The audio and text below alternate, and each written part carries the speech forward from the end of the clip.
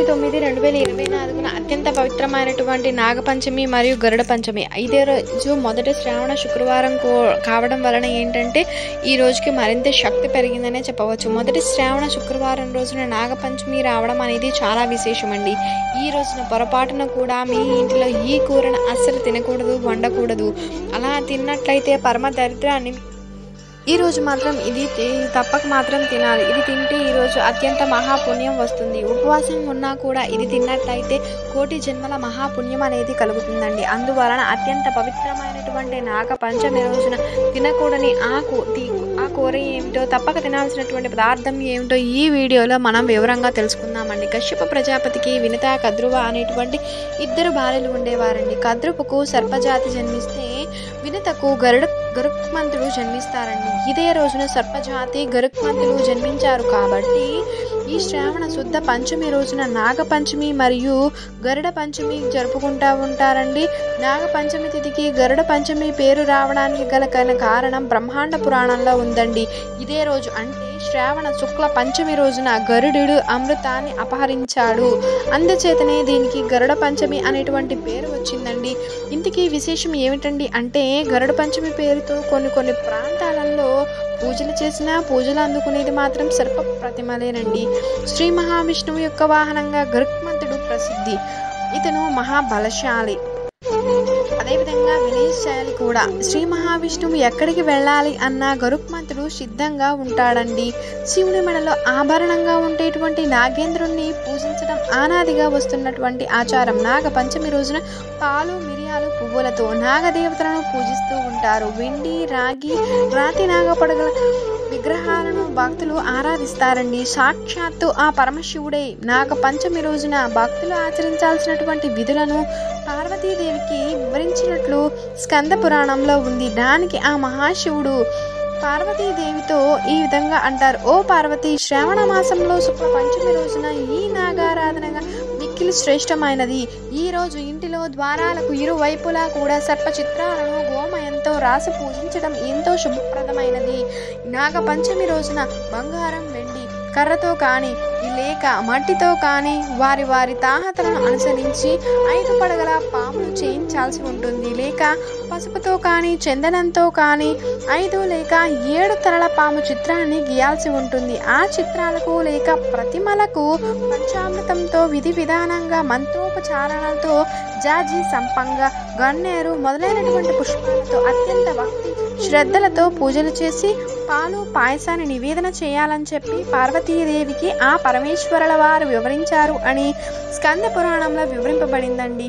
ఇక నాగపంచమి జరుపుకోవడానికి శుభకాలము ముహూర్తం వచ్చి ఎప్పుడంటే ఆగస్టు 9. మనకి యాక్చువల్లీ పంచమి తిథి అనేది ఆగస్టు 8, 2024 గురువారం నైట్ స్టార్ట్ అవుతుందండి. 9:01 నుంచి మళ్ళీ నెక్స్ట్ డే అంటే ఆగస్టు 9వ తేదీ 2024 శుక్రవారం 11:51 వరకు అయితే మనకి నాగపంచమి బియ్యపు పిండితో ముగ్గులు వేసి, పసుపు కుంకుమలు వేసి, బియ్య పిండితో కానీ నాగ చిత్రాలను కానీ ఆవు పాలు, వడపప్పు నైవేద్యంగా పెట్టాల్సి ఉంటుందండి. ఈ విధంగా చేసిన వారి ఇంటిలో నాగదోషాలు పోతాయి, అకాల మృత్యు దోషాలు తొలగిపోతాయి.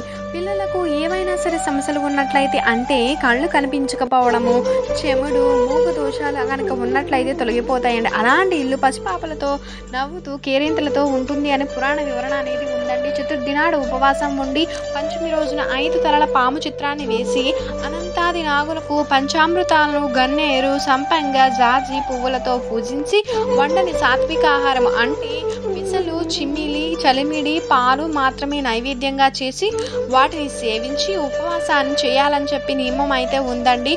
ఆడవారు, పిల్లలు, పెళ్లి కానటువంటి వారు పుట్ట వద్దకు వెళ్ళి అలంకరించుకుని పాలు పోసి పూజలు చేస్తూ ఉంటారు. పిల్లలు లేనటువంటి వారు పుట్టకు మరియు రావి చెట్టు మొదటిలో ప్రతిష్ఠించినటువంటి నాగ విగ్రహాలకు ప్రదక్షిణాలు చేస్తూ ఉంటారండి. అదేవిధంగా సంతానం కలగనటువంటి స్త్రీలు ఆ పుట్టమటిని పొత్తి కడుపుకు రాసుకుంటూ ఉంటారు. నాగ పంచమి రోజున పుట్టకు పూజ చేసుకొని పాలు పోయడం వంటివి చేసినట్లయితే వంశాభివృద్ధి కలుగుతుంది అని చెప్పి పురాణ వచనం అండి. అదేవిధంగా దేవాలయాలలో నాగాష్టోత్తరాలు, పంచామృతంతో అభిషేకాలు వంటివి చేసిన పూజా కార్యక్రమాలు కనుక చేసినట్లయితే సకల భోగభాగ్యాలు కలుగుతాయని చెప్పి విశ్వాసం. ఈ విధంగా చేయడం వల్ల ముక్తి లభిస్తుంది అని, పాపాలు తొలగిపోతాయి అని చెప్పి, సర్ప భయం తొలగిపోతుంది అని చెప్పి పురాణ వచనం అండి.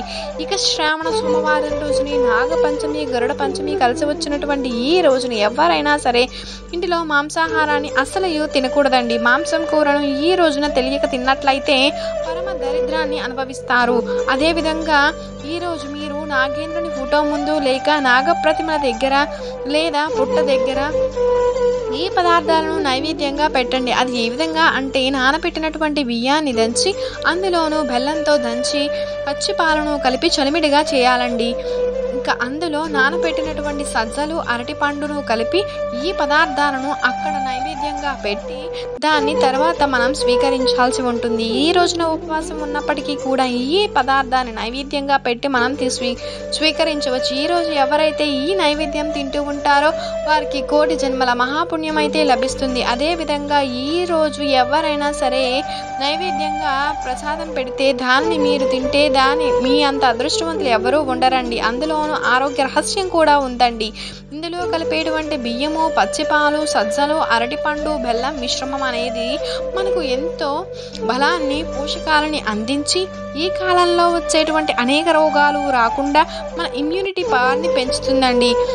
సజ్జలలో ఉండే పోషకాలు మన నాడీ వ్యవస్థ పనితీరును మెరుగుపరుస్తుంది. ఈ మిశ్రమ పదార్థాలు తినడం వలన ఏమిటంటే మన శరీరంలో రక్త ప్రసరణ వ్యవస్థ మెరుగుపడుతుంది, గుండెకు ఎంతో మేలు చేస్తుంది.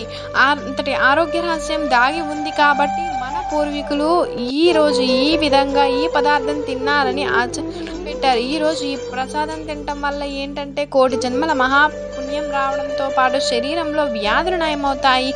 ఈ రోజు ఈ ప్రసాదం తినడం వల్ల మీకు వచ్చేటువంటి పుణ్యం లెక్క కట్టం ఆ బ్రహ్మదేవుని తరం కూడా కాదని చెప్పి పురాణ వాక్కు. అందువలన ఈ రోజు అస్సలు తినకూడనటువంటి కూర మాంసాహారం, తప్పక తినాల్సినటువంటి పదార్థం సజ్జల చలిమిడి. నాగపంచమి గొప్పతనాన్ని తెలిపేటువంటి ఒక వ్రత కూడా ఉందండి. ఈ కథను విన్నంత మాత్రం చేతనే సకల శుభాలు కలుగుతాయి, జన్మల పాపాలు పటాపంచలైపోతూ ఉంటాయి. పూర్వం ఒక రైతు పొలం దున్నుతూ ఉన్నటువంటి సమయంలో నాగలి ఒక బొరియలోనికి దిగపడి అందులో ఉన్నటువంటి నాగు పాము పిల్లలు అనేవి చనిపోతాయి. ఇక రైతు బొరియల లోపలికి నిలబడిన నాగలిని అతి బలవంతంగా భూమిని పెళ్లగించి తిరిగి యథాస్థానానికి తీసుకువచ్చి ఈ యథావిధిగా భూమిని దున్నుకొని ఇంటికి చేరుతాడండి. ఆ నాగలి బొరియలో చిన్న చిన్న నాగుపాములు పిల్లలు మాత్రం నాగలి తగిలి రక్తసిక్తములై చనిపోతూ ఉంటాయి. పాపం ఆ రైతుకు మాత్రం ఆ విషయం తెలియదు. కానీ తెలిసి చేసినా చేసినప్పటికీ పాప పుణ్యాలనేవి మానవుని ఎప్పుడు వెంటాడుతూ ఉంటాయి కదండి. ఇంతలో మేతకాయ వెళ్ళినటువంటి నాగపాము రానే వచ్చింది. తల్లి పాము పిల్లలు చనిపోవడం చూసి దుఃఖించి కోపంతో రైతు ఇంటికి వెళ్ళి పిల్లల్ని కసితీరా కాటు వేసి చంపుతూ ఉంటుందండి. ఆ రైతుకు ఇంకొక పెళ్ళైన కుమార్తె కూడా ఉంటుంది. ఆమెను కూడా చంపాలి అని చెప్పి వెళుతూ ఉంటుంది. అయితే ఆ రోజు నాగ పంచమి అవ్వడం వలన ఆమె అనంత నాగుల్ని పూజ చేస్తూ ఉంటుంది. ఆమె తనకు పూజకు భక్తుడా ఇదైపోతుందన్నమాట. ఆదిశేషుని భక్తితో పూజించి పుట్టలో పాలు పోసి నువ్వు పప్పు బెల్లంతో కలిపినటువంటి చిమ్మిరిని, బియ్యపు పిండి బెల్లంతో కలిపిన చలిమిడిని మొదలైనటువంటి పదార్థాలను నివేదనలు గావించి తన్మయత్వంతో నమస్కారం చేసుకుని ధ్యానం నుంచి కళ్ళు తెరిచేటప్పటికీ ఎదురుగా పడగా విప్పిన నాగుపాము కనిపిస్తుంది. ఇక ఆ నాగుపాముకు భక్తితో నమస్కారం చేసుకుంటూ ఉంటుంది. అంతటా ఆ నాగుపాము మనస్సులో ఈ విధంగా అనుకుంటుంది, ఇటువంటి భక్తురాలి కుటుంబాన్న నేను బలి తీసుకున్నది, ఆవేశంలో ఇంతటి పాపానికి నేను ఒడిగట్టాను అని చెప్పి పశ్చాత్తాపడుతూ ఉంటుంది. ఇక జరిగిందంతా కూడా ఆ పాము ఆమెకు వివరిస్తూ ఉంటుంది. ఆమె మిక్కిలి దక్కిస్తూ, నాగమాత, మేము మా కుటుంబ సభ్యులం అందరము కూడా ఎల్లప్పుడూ నాగారాధనలు చేసేటువంటి భక్తులం, మా పైన నీకు అంతటి కఠినత్వం వలదు, దయతో నా తల్లిదండ్రులను కుటుంబ సభ్యులను బతికించు అని చెప్పి నా తండ్రి తెలియక చేసినటువంటి అపరాధాన్ని మన్నించండి అని చెప్పి వేడుకొని ఆ భక్తురాలు ప్రార్థనతో సంతోషంతో కొంత అమృతం తీసుకువచ్చి ఇవ్వగా ఆ రైతు కుమార్తె దానిని తీసుకొని పుట్టింటికి పోయి వారిపైన చల్లగా ఆ మృతదేహాలను నిద్ర నుంచి మేల్కొన్నట్లుగా లెగుస్తారు. ఇక ఆ కుమార్తె ఎంతగానో సంతోషిస్తుంది. పగబట్టిన పాములలో కూడా అపకారికి ఉపకారము అన్నటువంటి దయాగుణము ఇక్కడ ప్రతిబింబిస్తూ ఉంటుంది. కానీ నేడు మానవ రూపంలో ఉన్న భయంకరమైనటువంటి సర్పాలు, అంటే మనల్ని కాపాడడానికి కాటు వేయడానికి సిద్ధంగా ఉన్న అట్టివారిని మాత్రం మనం గమనించలేకపోతున్నామండి. అప్పటి నుంచి ఈ రోజు నాగలితో దున్నరాదు, కూరగాయలను కూడా కట్ చేయకూడదు అనేటువంటి నియమం అనేది వస్తుంది. ఈ పవిత్ర కథని ఎవరు వింటారో చెబుతారో వారి యొక్క సకల శుభాలు కలుగుతాయి, నాగదోషాలు కలిగిపోతాయి. అండ్ అసలు పుట్టలో పాలు పోస్తే పిల్లలలా కలుగుతారండి అని అనుమానం ఉంటుంది. అందుకు సమాధానం కూడా తెలుసుకోండి. ఇది పరిశీలించి చూడాల్సిన విషయం. పాములు నివసించేటువంటి పుట్టను చెద పురుగులు ఏర్పరుస్తాయి. వాటిల్లో పాములు చేరు గుడ్లు శ్రావణ మాసంలో శ్రీ మహావిష్ణువు లక్ష్మీదేవి పిల్లలుగా మారి చాలా పవిత్ర ఇది ప్రకృతి నియమం. చెద పురుగులు పూజలు చేసేటప్పుడు దాని నోటి నుంచి ఒక ద్రవం సోమవారాలు పార్వతీని పరమేశ్వరుని స్వామిని కూడా బాగా పూజిస్తారు. ఉపవాసాలు ఉంటారు, అభిషేకాలు ఉంటారండి. అదే విధంగా పార్వతీదేవికి కూడా కుంకుమ పూజలు అనేవి చేసుకుంటూ ఉంటారు. శ్రావణ సోమవారాల్లో పార్వతీదేవి కుంకుమ పూజ చేస్తే స్త్రీల ఐదవతనం కలకాలం ఉంటుందన్న పురాణమండి. కలుస్తూ ఉంటాయి. ఈ మట్టిలో కలిసినటువంటి నాగపంచమి రోజున గుప్పుడు గరికను తీసుకుని నీటిలో వేసుకొని స్నానం చేయడం వలన దేవుని ఆశీస్సులు కలుగుతాయని చెప్పవచ్చండి. మీ శరీరంలో ఉన్నటువంటి వ్యాధులన్నీ కూడా నయమైపోతాయి. మీ దేహానికి నూతన శక్తి అనేది కలుగుతుంది. దరిద్రం మొత్తం తొలగిపోయి పట్టిందల్లా గుడారంగా మారుతుందని ఔషధంగా ఈ విధంగా స్నానం చేస్తే మీ నాడీ వ్యవస్థను శరీరాన్ని గరికల రోజున పుట్ట మట్టి శుద్ధి చేసి నూతన చైతన్యాన్ని కూడా రాజింపజేస్తాయండి. అందువలన ఎంతో పవిత్రం కదా. అలా చేయడానికి ఆంతర్యం ఏమిటండి అంటే మట్టిలో ఎన్నో ఔషధ గుణాలు ఉన్నాయని చెవితమ్మలకు రాసుకోవడం వలన ఏమిటంటే వినికిడి, వాసన, చూపు సామర్థ్యం ఎక్కడైనా సరే చెవులకు రాసుకున్నప్పుడు మట్టిలోని ఔషధ గుణం అనేది ముక్కు కళ్ళకి కూడా పనిచేస్తుంది. పంచమి రోజున ఆచరించేటువంటి ఒక ఆరోగ్య రహస్యం కూడా ఇదే. శ్రావణ మాసంలో వచ్చేటువంటి సోమవారాలు అంటే ఆ మహాశివయ్యకు ఎంతో ఇష్టమండి. శ్రావణ మాసం ఆ మహాశివుడికి ఎంతో ప్రీతిపాత్రమైనది. ఆ మహాశివుడే 4 మాసాలన్నింటిలోనూ శ్రావణ మాసం ఎంతో ఇష్టమైనదిగా చెబుతున్నట్టు పురాణాలు చెబుతున్నాయండి. అందువల్ల శ్రావణ మాసంలో సోమవారాలు అంటే ఆ మహాశివుడికి చాలా ఇష్టమండి. శ్రావణ మాసం హిందువులకు అత్యంత పవిత్రమైనటువంటి మాసం. ఈ మాసంలో లక్ష్మీదేవిని, శ్రీ మహావిష్ణువును, మహాశివయ్యను భక్తులు శ్రద్ధలతో పూజిస్తూ ఉంటారండి. అలాగే ఈరోజు శుక్రవారం రోజు కాబట్టి మనం వెళ్ళి వేప చెట్టును కనుక తాకినట్లయితే విశేష ఫలితం కలుగుతుంది. మంచి పాజిటివ్ ఎనర్జీని మనకి ఇస్తుందండి. ఇలా ఈ విధంగా కనుక చేసినట్లయితే మన కష్టాలు బాధలు అన్నీ పోయి తరతరాలకు తరగని ఐశ్వర్యం కూడా కలుగుతుందండి. అత్యుత్తమైనటువంటి ఔషధ గుణాలలో వేప చెట్టు ఒకటండి. ఆ విషయం మన అందరికీ తెలిసినటువంటి విషయమే. భారతీయులందరూ ఎప్పుడో గుర్తించి దాన్ని పవిత్ర వృక్షంగా భావించి పూజ చేస్తూ ఉంటారు. వేప చెట్టుకు ఆ విశేష గుణాలు రావడానికి గల కారణం అమృత బిందువులు దాని మీద పడడమేనండి. గరుత్మంతుడు అమృత భాండం తీసుకుని వెళ్తూ ఉండగా కొన్ని చుక్కలు చెట్టు మీద పడి భూలోకంలోని వేప చెట్టు మీద పడగా అది శక్తివంతమైనటువంటి మానవులకు మేలు చేసేటువంటి శీలిగా మారిందని పురాణ గాథ ఉంది. అందుకే ఇలాంటి అద్భుతమైనటువంటి రోజు వేప చెట్టును 11 సార్లు తాకినం వల్ల ఆ చెట్టు యొక్కలోని అమృతం మన వంటిలోనికి ప్రవేశిస్తుంది అంటే మన వంటికి చక్కని ఆరోగ్యం అనేది కలుగుతుందండి.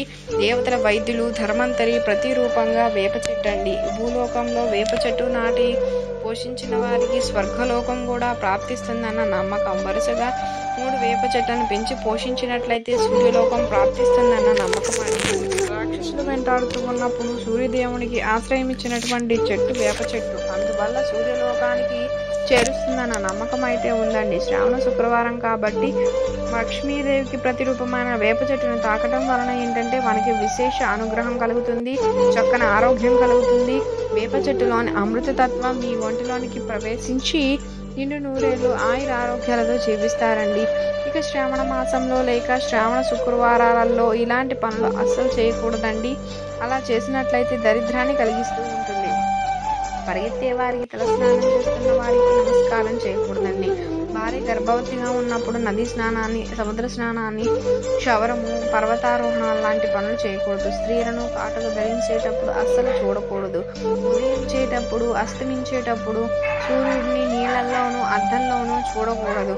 అదేవిధంగా తన నీడను నీటిలో చూసుకోకూడదండి. రాత్రి వేళ చెట్ల ఆకులు కోయకూడదు.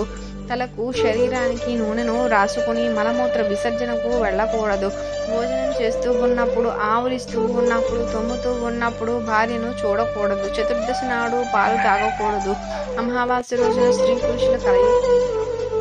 మొలతాడు లేకుండా మగవాడు బయటికి రాకూడదు. గుమ్మడికాయను స్త్రీలు ఎలా పగలగొట్టకూడదో అలానే ధూపాన్ని పురుషుడు ఆర్పకూడదండి. నీళ్లు తాగేటువంటి జంతువులని, పాలు తాగుతున్న ఆవు దూడలను కూడా కదిలించకూడదండి. ఇలాంటి పనులు అస్సలు చేయకూడదు. పరిశుద్ధ హృదయమే లక్ష్మీదేవికి పుట్టిల్లు. ఎక్కడైతే భక్తి ఉంటుందో, ఎక్కడైతే పచ్చని పువ్వులు ఉంటాయో, పెద్దలు గురువులు ఎక్కడైతే పూజలు అందుకుంటారో అక్కడ లక్ష్మీదేవి శ్రీనివాసం ఉంటుందండి. ప్రతిరోజు కూడా సూర్యుడు ఉదయించే సమయాన్ని చూసేవారికి లక్ష్మీ కటాక్షం తప్పక ఉంటుంది. సూర్యుడు అస్తమించేటువంటి వేళ నిద్రించేవారు ఆమెకు నచ్చరు.